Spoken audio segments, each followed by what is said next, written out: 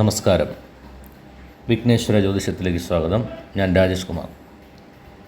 ഇന്നിവിടെ പറയാൻ പോകുന്നത് നമ്മുടെ കുട്ടികളുടെ പഠനമുറി എവിടെ വേണം, അല്ലെങ്കിൽ ബുക്കുകൾ സൂക്ഷിക്കേണ്ടുന്നത് എവിടെയൊക്കെയാണ് എന്നതിനെക്കുറിച്ചിട്ടുള്ള കാര്യമാണ് ഇന്നിവിടെ പറയാൻ പോകുന്നത്. കുട്ടികളുടെ പഠനമുറി മുഖ്യ കെട്ടിടത്തിൻ്റെ വടക്കു പടിഞ്ഞാറോ വടക്കോ കിഴക്കോ ആകാം.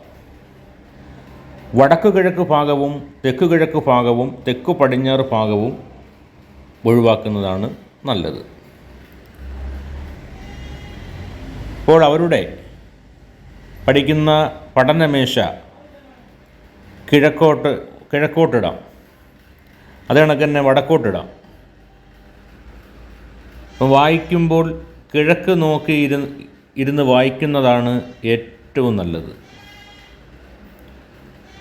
അതേ കണക്ക് തന്നെ മുറിയുടെ വാതിൽ നമ്മൾ പറഞ്ഞ കണക്ക് അത് വടക്കോട്ടോ കിഴക്കോട്ടോ വയ്ക്കുന്നത് വളരെ നല്ലതാണ്.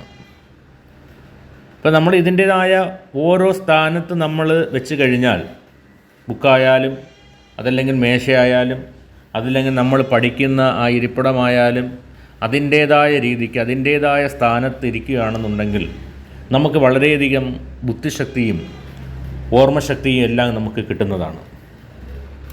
കാരണമെന്ന് വെച്ച് കഴിഞ്ഞാൽ, ഈ ബുദ്ധിപരമായ കാര്യങ്ങൾക്ക് ബുധനും വ്യാഴം ചന്ദ്രൻ ശുക്രൻ എന്നീ ശുഭഗ്രഹങ്ങൾക്ക് ആധിപത്യമുള്ള രാശികളും അവർക്ക് ജാതകത്തിൽ അഷ്ടവർഗ ബിന്ദുക്കൾ കൂടുതൽ വീഴുന്ന രാശികളും വളരെ നല്ലതാണ്.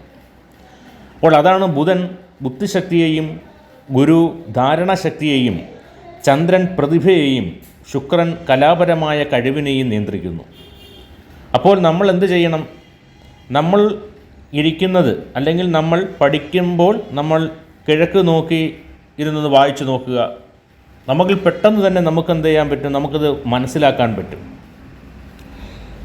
അപ്പോൾ അതിൻ്റെ നമ്മൾ തിരിച്ചിട്ടാണെങ്കിൽ, അല്ലെങ്കിൽ നമ്മൾ പടിഞ്ഞാറോട്ട് നോക്കിയിരുന്ന് വായിക്കുന്നതിനെക്കാട്ടിയും നമുക്ക് പെട്ടെന്ന് മനസ്സിലാക്കാൻ സാധിക്കുന്നത് കിഴക്കാണ്. അതേ കണക്ക് തന്നെ ഈ അലമാര, പുസ്തക അലമാര, അത് തെക്ക് പടിഞ്ഞാറോ വടക്ക് പടിഞ്ഞാറോ ഒക്കെ വരുത്തരുത്. കാരണം പുസ്തകങ്ങൾ എപ്പോഴും വടക്ക് ഭാഗത്തോ അല്ലെങ്കിൽ കിഴക്ക് ഭാഗത്തോ വയ്ക്കാവൂ. എങ്കിൽ മാത്രമേ ആ ബുക്ക് നമ്മൾ വെക്കുന്ന ആ ഒരു സ്ഥാനത്ത് നമുക്കൊരു മഹാലക്ഷ്മിയുടെ അനുഗ്രഹം നമുക്കുണ്ടാകത്തുള്ളൂ. നമ്മൾ ഈ പറഞ്ഞ ദിക്കല്ലാതെ മാറ്റി വെച്ച് കഴിഞ്ഞാൽ അത് നമ്മൾ ശ്രദ്ധിക്കാതിരിക്കുകയും അല്ലെങ്കിൽ ചിതറെടുക്കുകയും അങ്ങനേതായിട്ടുള്ള ഒരു വൃത്തിക്കുറവ് സംഭവിക്കുകയൊക്കെ ചെയ്യും. അപ്പോൾ അതുകൊണ്ട് നിങ്ങൾ കഴിവതും ഈ പറയുന്ന തെക്ക് പടിഞ്ഞാറ് വടക്ക് പടിഞ്ഞാറോ ഒന്നും മുക്കിൽ വരുത്താത്ത രീതിയിൽ പുസ്തകങ്ങളെ വടക്ക് ഭാഗത്തും കിഴക്ക് ഭാഗത്തുമായിട്ട് വെക്കുക. അതേ കണക്ക് തന്നെ നമുക്ക് പഠിച്ചു കഴിഞ്ഞാൽ പെട്ടെന്ന് മനസ്സിലാക്കുന്നതിൽ തന്നെ നല്ല ഉതകുന്നൊരു കാര്യമാണ് നമ്മുടെ ഈ ലൈറ്റ്.